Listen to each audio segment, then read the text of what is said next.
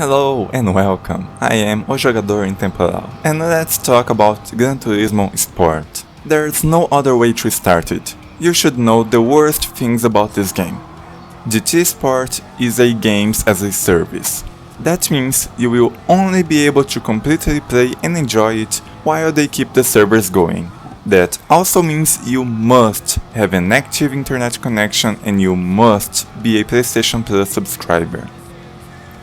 You can somewhat play the game offline, which is very limited, but you will not be able to progress. You can only save by being online. That is, while you do have a local save file, your career stats and garage are all saved on the cloud, always.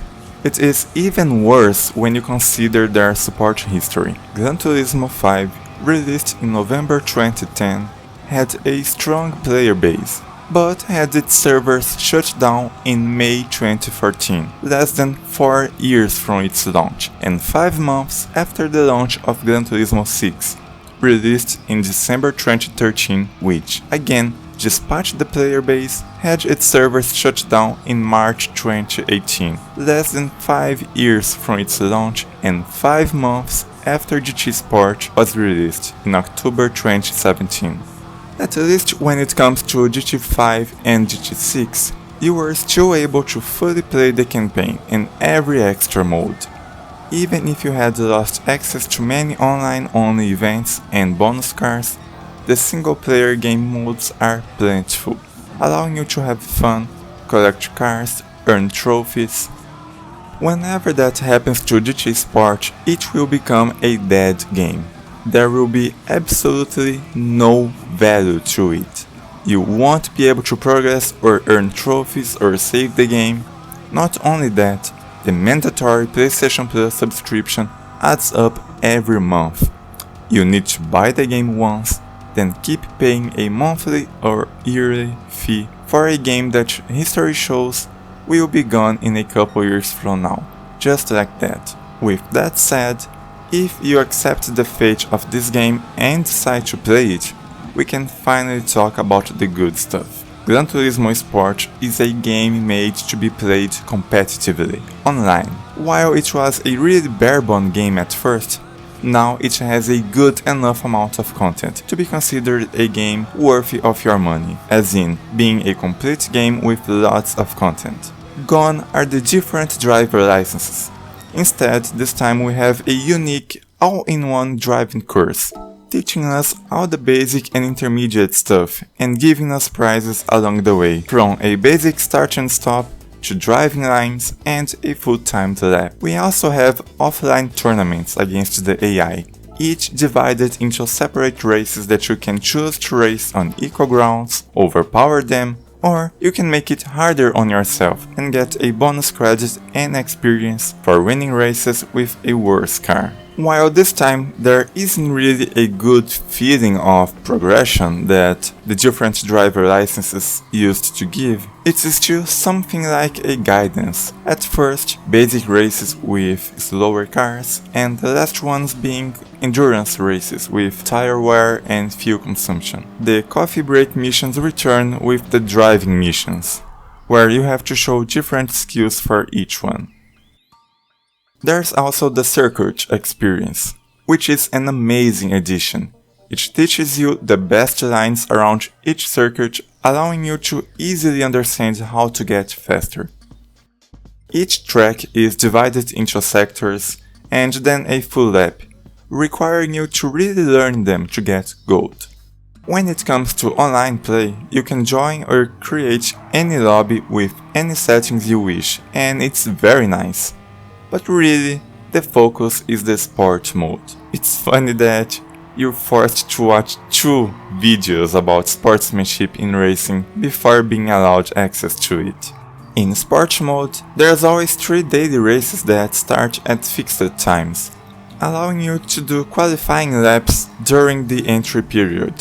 You have your driver ranking, which means how fast and experienced you are. You can see I'm currently rank C, and sportsmanship ranking, which means generally how much you respect other races and avoid penalties, which I'm currently rank S.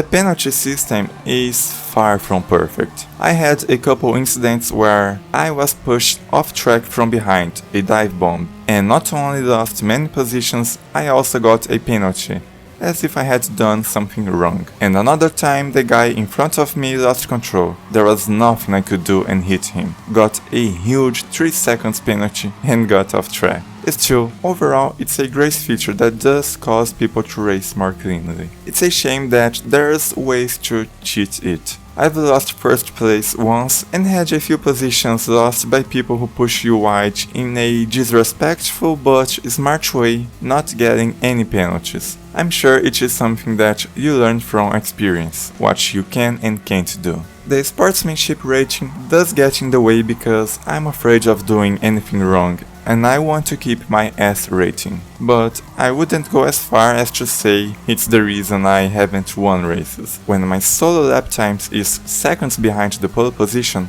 of course, there's lots to improve before blaming anything else. It doesn't matter if you're a competitive person who likes to win, or if you're playing for the love of driving and don't really care about winning. This game has you covered. I myself don't currently have the skills to compete with the top guys. I'm up to 6 seconds behind the pole position per lap. It's huge. You are able to watch the replays from the top lap times, which is a great learning tool, being able to watch the best lap of someone else and trying to adapt anything you can into your driving skills, or learning what the best do and don't do around each corner. It's really useful. Sometimes there are one-make races where everyone is forced to use the same car.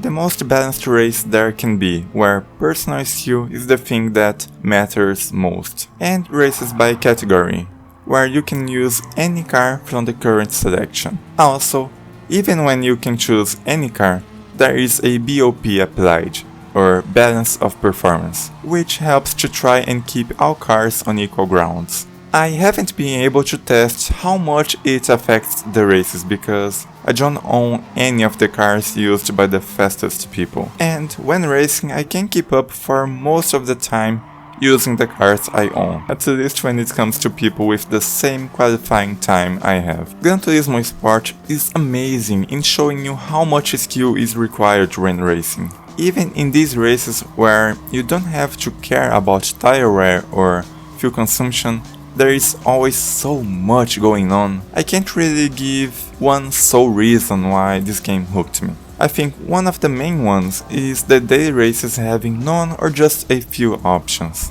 While I love everything about cars, looks, engineering and driving, they are general feelings about no specific brand, and because of that I really appreciate just being able to log in, choose a daily race and play the game, without having to worry about which car to choose, which lobby to enter, which setup to use and so on.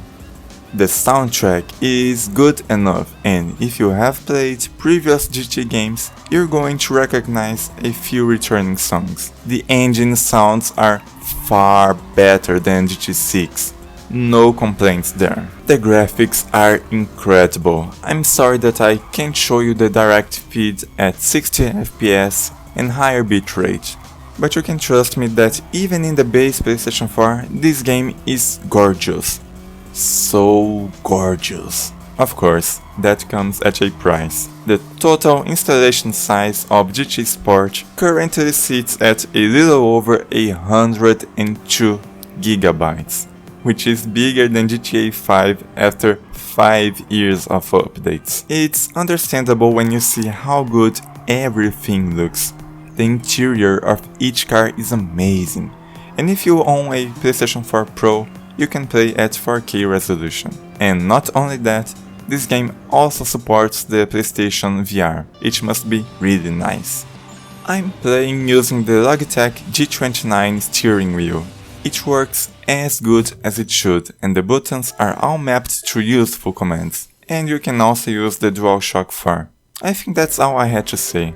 I didn't expect to enjoy it this much, and usually I don't enjoy competitive game modes. Still, when I'm racing online it gets my heart beating fast, and when the race is over, Even if I am dead last, I'm looking forward to the next race for another chance at the podium. Such a good surprise. If you accept having to buy the game, pay the PlayStation Plus subscription, and understand that not too long from now the game will be dead, then you absolutely should give it a try. Oh, and I almost forgot. The menus are as busy looking and confusing and hard to get around as they have ever been in Gran Turismo games. This time you can't even search cars. If you're looking for, let's say, a GR4 car, you will need to know which brands sell them by looking anywhere else, Google or a companion app. It's so stupid. Also, special thanks to a friend for allowing me to use his PlayStation Plus subscription. Anyway, this is it for now. Thank you so much for watching. I hope you had a good time. If you want to help the channel, you know what to do. Hope to see you again.